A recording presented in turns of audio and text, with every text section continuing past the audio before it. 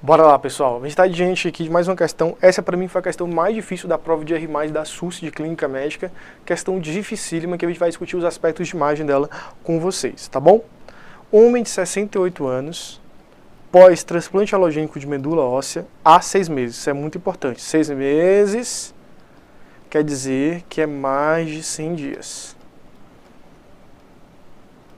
Evolui com febre baixa, tosse seca, dispneia, manchas vermelhas na face, xeroftomia e xerostomia.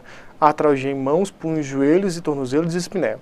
O exame apresenta racho malar, sinais flogísticos nas articulações acometidas e sibilo à escuta pulmonar.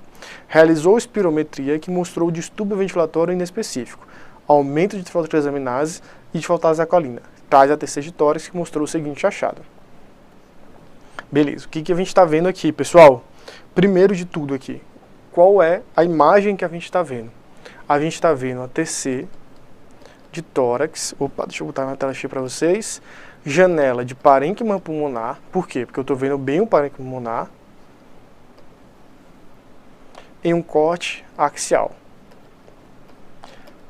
Primeira dica aqui, pessoal. Se eu estou na tomografia de tórax, que ele está me mostrando a janela de parênquima pulmonar, ele quer que eu identifique alguma alteração no parênquima pulmonar. Isso parece óbvio, mas muitas vezes eu vejo alunos marcando itens relacionados a alterações que a gente vê na janela de mediastino quando está mostrando a janela de parênquima pulmonar. Então, provavelmente, essa alternativa vai estar errado. Tranquilo? O que a gente está vendo na imagem, pessoal? A gente está vendo diante de um dos padrões radiográficos do tórax mais difíceis de detecção, que é o padrão de atenuação em mosaico. O que é esse padrão de atenuação em mosaico? O padrão de atenuação em mosaico, ele fica marcado pela presença de diversas atenuações no parênquima pulmonar, normalmente de forma bilateral, em que a gente apresenta uma morfologia meio que geográfica, na preservação da morfologia dos lóbulos pulmonares, tá bom? Então, pessoal, esse padrão em que a gente vê diversas atenuações no parênquima pulmonar, usualmente de forma bilateral, um pouco mais ou menos simétrica, a gente chama de padrão de atenuação em mosaico. Outra coisa que a gente vê nessa imagem aqui, a gente vê o espessamento das paredes brônquicas. Deixa eu mostrar aqui para vocês em tela cheia.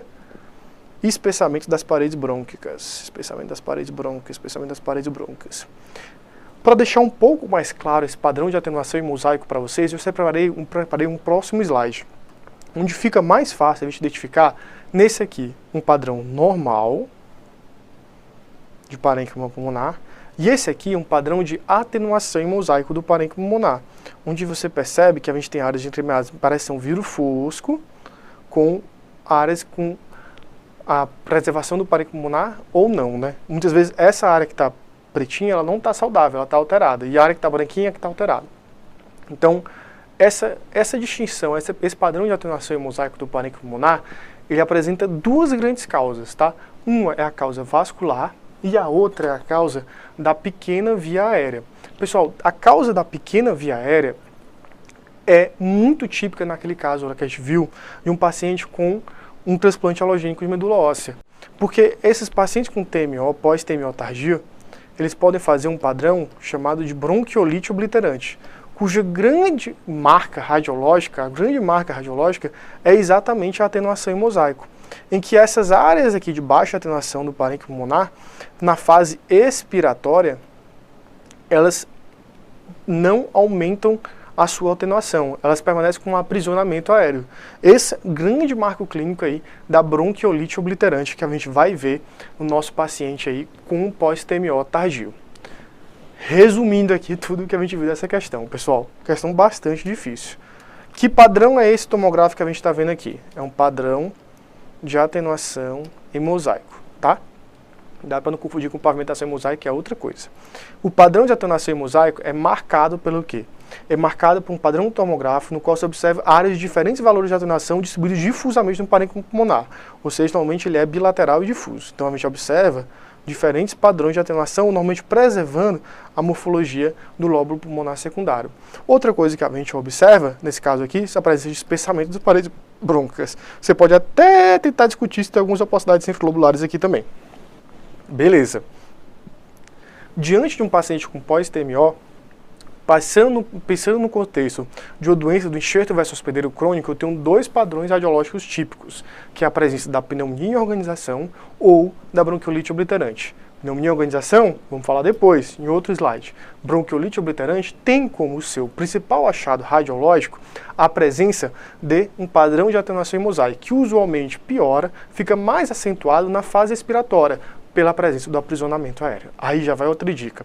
Se porventura você fez estratégia médica, passou na residência de clínica, passou na residência de hematologia e vai pedir um exame de tomografia de tórax para o teu paciente com suspeita de bronquiolite obliterante, já peça a fase expiratória junto, porque isso ajuda muito o radiologista. Tá bom? Então vamos para as alternativas. 1.